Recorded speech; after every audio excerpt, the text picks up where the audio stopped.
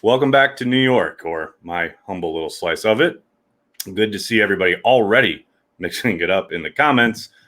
Aaron Nagler here, Cheesehead TV, coming to you live from New York City. Yesterday was a travel day. I'm sorry I did not go live, but obviously the Packers held one of their final camp practices prior to today's practice inside Lambeau Field, a game-like scenario/situation. Brian Gutekunst and company will be getting as much information as they can prior to the cut down in, I believe, 7 days now. But the big news of the day, obviously, is the Vikings trade for Ngakoue. People already beating up on Brian Gutekunst. I love it. It's so predictable. It's, an understandable move from the Vikings' point of view in the sense that they get another bookend pass rusher. They will have to do a bunch of salary cap juggling. There's no doubt about that. But I think it illustrates how badly Ngakoue really wanted out of Jacksonville. For week one, it is going to be interesting. I just tweeted out a article from Bill Huber. I thought he did a great job of breaking it down real quick one time, as Charlie Barons would say. Just give this to you for those of you who haven't seen it yet. Based on last season's usage, looking ahead to week one, Ngakoue will go against most likely David Bakhtiari, while Hunter will face whoever emerges at right tackle between Billy Turner and Rick Wagner. According to PFF, the playing time breakdowns from last year, Hunter rushed almost exclusively from the left side, and Ngakoue rushed from the defense's right, against the left tackle about 63% of the time. So that should tell you that Hunter is going to be most likely licking his chops. Now, that's provided, of course, that he gets on the field sometime soon. And I know the reports keep swirling that he'll be back out there, quote unquote, soon, but he has now missed close to 2 weeks of practice time in Minnesota. So you still do wonder if this has something to do with that, or some kind of contract standoff between Hunter and the Vikings, as Mike Florio alluded to earlier this morning. So we'll see how it plays out over the course of the next week or so. I will say this. When it comes to week one, forget the team building aspect and forget the long-term ramifications. When it comes to week one, yes, it makes the Packers' task more difficult. No question about it. It's a very good player who can cause the Packers a lot of problems, especially on 3rd and long. So obviously the key there is to stay out of 3rd and long. The Packers will be fine as long as they can stay on schedule, and that task becomes a lot easier without the ridiculous noise that usually accompanies a trip to US Bank Stadium. So yes, it's a fine move for Minnesota. The Packers, if they stay ahead of the sticks and don't turn the ball over, they should be okay. Hell, they turned the ball over 3 times last December and still won. I love these moves, especially early in the morning, because then the Twitter feed just fills up with people giving the NFC North to the Minnesota Vikings. I'm happy that you think that, and you are welcome to do so, but it's a little bit misguided. Kyle, thanks for the super chat. Hey, Aaron, obviously this has been an unusual camp, and I think cutdown day is going to feel really abrupt without seeing even one preseason game. I very much agree, Kyle, and Gutekunst kind of touched on that yesterday when he spoke with the media in regards to, he's going to have seen a lot of these guys for basically maybe 15 practices in no game work whatsoever prior to having to make some of these decisions. It's crazy. And it will, I very much agree, feel abrupt. And I've spent the last 2 weeks watching them. And I still think it's weird that we haven't seen a preseason game. And I understand why we haven't, but it's, it is strange days indeed. Riley, thanks for the super chat. Packers need to sign Tom Grossi. All the help at wide receiver you can get, right? No doubt about it. Nathan, thanks for the super chat. Vikings have Ngakoue, but we have pass rush Jesus. Pass rush Jesus? Is that Za'Darius Smith's new name? I got some tweets this morning, I believe from Brazil, of all places. Somebody taking Gutekunst to task for his offseason. What a bad offseason it was. Did you enjoy the headline when you saw that they re-signed Kenny Clark? Are you going to be happy / excited when David Bakhtiari is back in the fold, when Aaron Jones is back? Those moves can't get made without the offseason the Packers just had. It's a puzzle piece. It's always a puzzle piece. You can't have frontline guys at every single position. You just can't. And people expecting big names at every starting position are just playing fantasy football. Did I catch any of the college game last night? Love watching live football. I did not. I watched the Brewers, and then I watched Cobra Kai, which, by the way, I cannot recommend enough. Holy cow. Especially if you're of a certain age. If you grew up with Karate Kid, as I did, wow, it's engrossing. It's cheesy as hell. I understand why it first debuted on YouTube's premiere channel, but yeah, it's just fantastic. Can't recommend it enough. Tons of fun. Big B, thoughts on me getting kicked out of camp yesterday? I mean, you knew it was coming, right? I mean, I'll say this. It's ridiculous. Yes, they tout themselves as the only community-owned franchise and then kick out the community for being passionate. It's a little bit of nonsense there, but I can't say I'm surprised. I hope you had a good time in Green Bay, buddy. Patrick, thank you for the super chat. How many wide receivers will the Packers keep? I believe 5 right now has been my guess all offseason. Yeah, exactly. It's been my guess all offseason. I would be surprised if they kept 6, especially considering that they'll most likely keep 4 running backs, 4 tight ends. I can't imagine keeping 6 wide receivers. So 5 would be my guess there, Patrick. Oh, where are we? Craig, don't want to miss yours. Thanks for the super chat. Did you see the Packers using Love like Taysom Hill in any gimmick plays? Or do you see? Oh, thank you for not asking if I've seen it, because I wouldn't be able to say if I had. I don't. That doesn't mean they won't, but I'd be surprised because I don't think he's going to be dressed on game day. That's just guesswork on my part. I don't know anything. Packers PR. Be nice. Riley, thanks for the super chat. In all seriousness, I live in South Dakota. A lot of Vikings fans here think they are going to win the Super Bowl every year and think the Packers suck. Well, that's understandable, though, right? I mean, maybe not the win the Super Bowl thing every year. I mean, that's kind of funny. But, thinking the Packers suck, that's their job. It's much like it's my job to laugh at them and ridicule them for being a sorry franchise. That's what we do. It's in our blood. So it's I get it. I get where they're coming from. Nathan, thanks for the super chat. Z is pass rush. Jesus, he has some QBs to baptize. That's what I'm talking about. Although, can we just address for this real quick? An 88 overall on Madden? Come on, people. I see you, Madden. You suspect. So I'm guessing family night is a no-go this year. They haven't said anything official yet. I'm starting to agree with you, though. They did say when they had the cancellations of camp and, allowing fans in, blah, blah, blah, they did at that time announce. I went back and checked last night because I thought maybe I was misremembering, but it's still there on the website. They did say they were going to have a family night that would be broadcast throughout the state. But with this scrimmage today in Lambeau Field and the fact that it's not being broadcast in any way, shape, or form, and family members for the team are not invited, as far as I know, yeah, I'm starting to think it's getting down close to time where I think it's going to be an impossibility more than anything else. So I would suspect, this is total guesswork on my part, but I would suspect they'll do something in lieu of it. But yeah, I haven't heard anything officially. Grant, so thanks for the super chat. Any hope for a better rush defense this year? That plus a younger wide receiver stepping up, and I think the sky is the limit. Well, MVS has been stepping up this summer as far as the wide receiver part goes. There is zero question about that. The rush defense, I haven't seen anything to think that it will be drastically improved.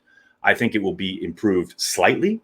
I think there will be a combination of the maturation of Kingsley Keke, the addition of Trayvon Hester. They got to get everybody healthy up front, first of all. And I think a lot of it, most of it, the majority of it comes down to Mike Pettin and his approach on early downs. We'll see what happens week 1 when they take on Dalvin Cook and company.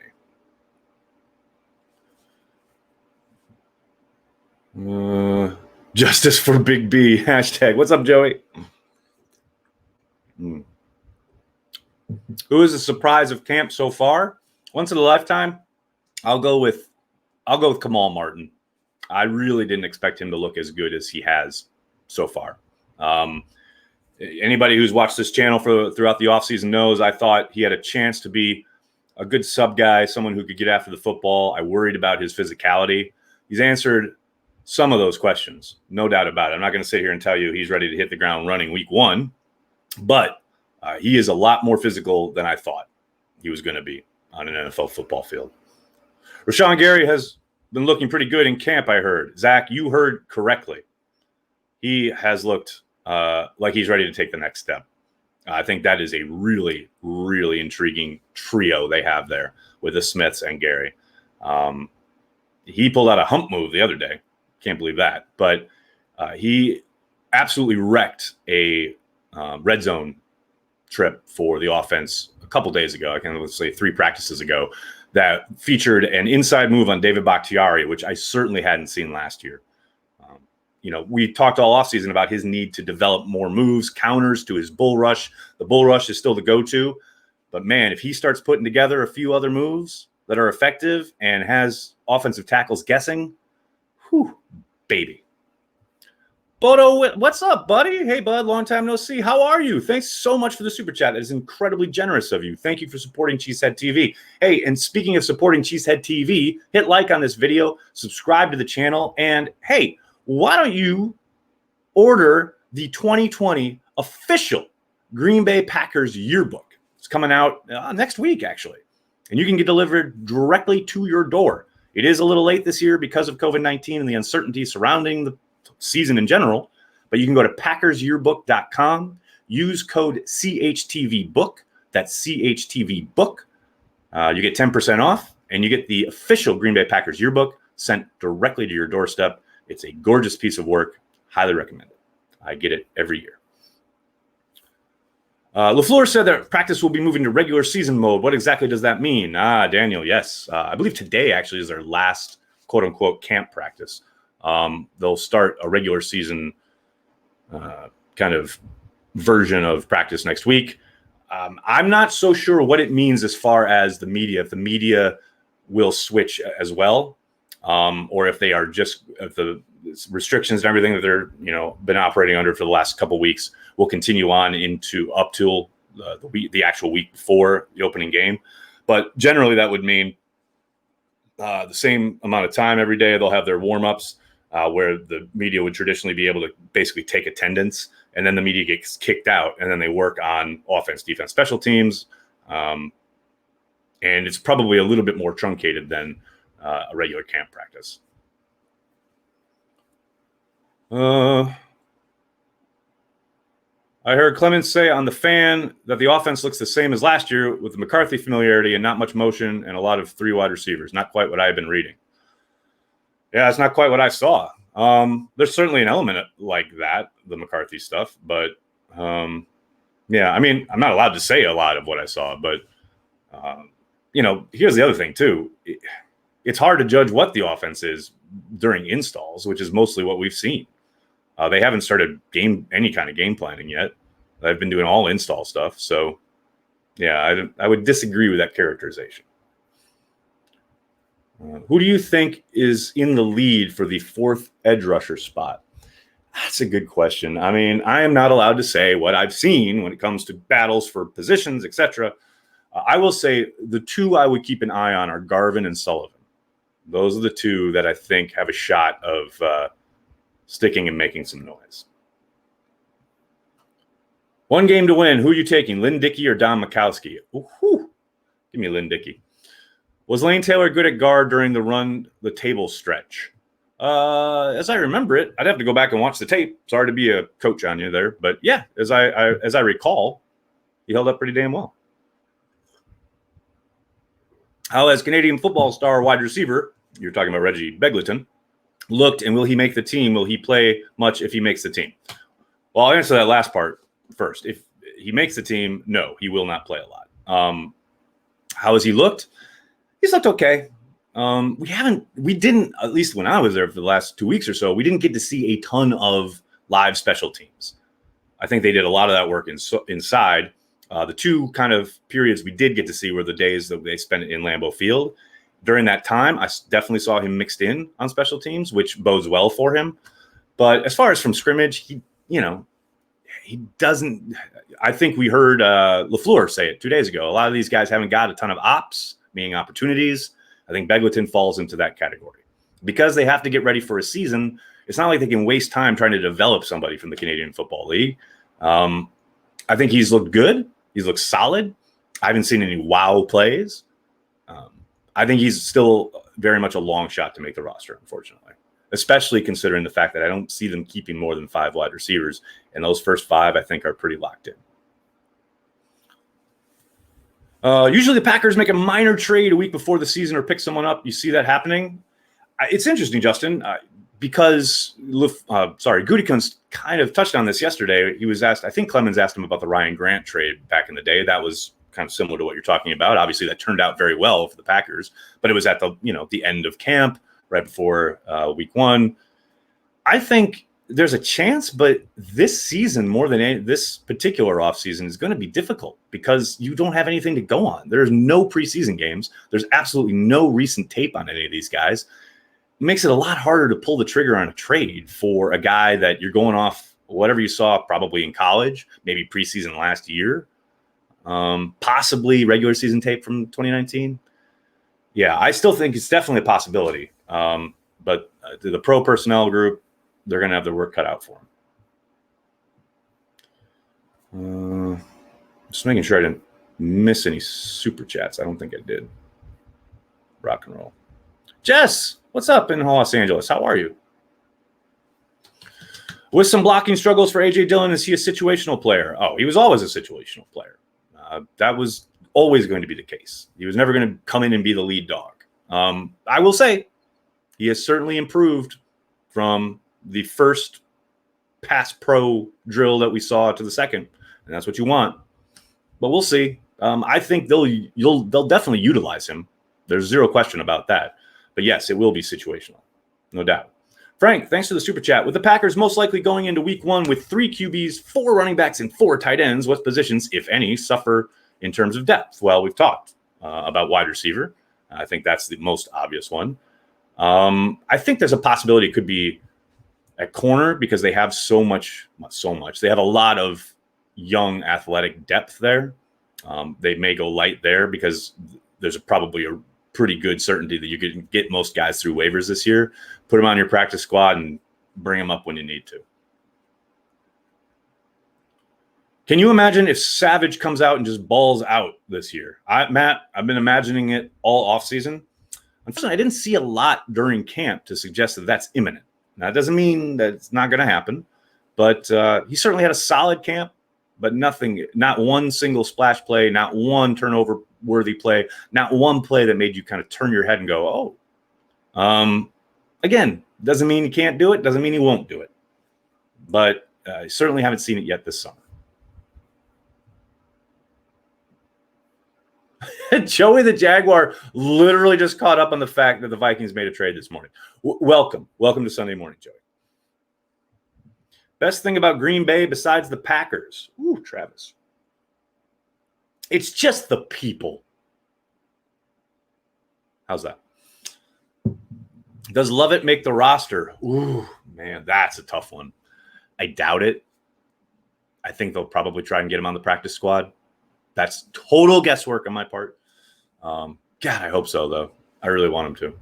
Dustin, thank you for the super chat. Living in Phoenix, we outnumber Cardinals fans, and they hate us for it. Sweet success. Go, Pack, go.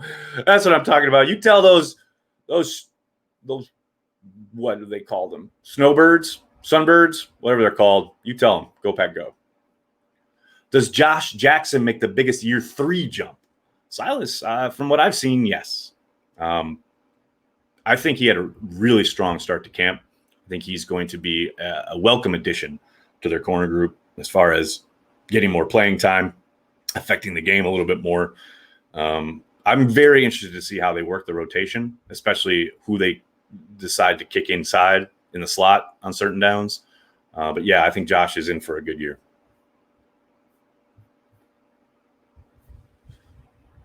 How on earth does Zimmer sleep at night thinking of shaking Matt LaFleur's hand?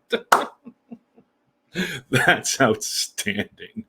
Okay, I think that's a really good place to leave it. I can't thank you guys enough for hanging out, talking Packers with me. Please hit like on this video, subscribe to the channel, and if you're so inclined, please consider giving us $5 a month on our Patreon page, patreon.com/cheeseheadtv. It supports everything we do, and you get to hang out at our Zoom happy hour once a week. It's tons of fun. We throw down, we cuss at each other, especially this past week. It's good. It's good Packers fun. But if you can't, I understand the world we're living in. Any support, we greatly appreciate. Hit like, hit subscribe, tell your friends, tell your family. Cheesehead TV. We are devoted to Green Bay Packers fans worldwide. Thanks a lot, everybody. Have a great day. Go Pack, go.